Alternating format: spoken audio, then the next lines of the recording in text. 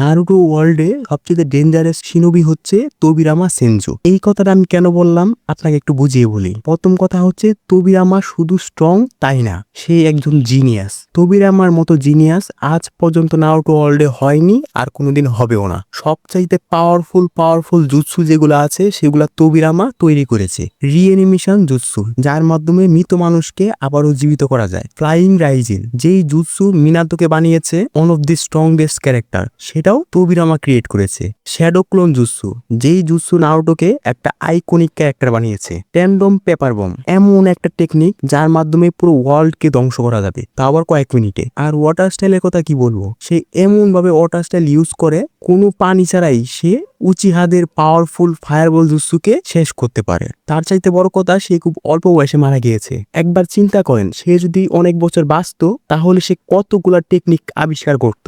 আমার তো মনে হয় তোবিরামা সেনজো যদি বেঁচে থাকতো তাহলে সে এমন সব টেকনিক আবিষ্কার করত যার মাধ্যমে একটা ওসুৎসুকিকেও খুব সহজে হারানো যায়। তোবিরামা তার পুরো জীবন শুধু যুদ্ধই করেছে, সে কিন্তু জুৎসু ক্রিয়েট করার মতো ভালো সময়ও পায় নাই। তারপরও সে এত পাওয়ারফুল জুৎসু ক্রিয়েট করছে যার মাধ্যমে নারুটো, মিনাটো, ওরোচিমারু, কাবুতো সবাই এক একজন লেজেন্ড হয়ে গেছে।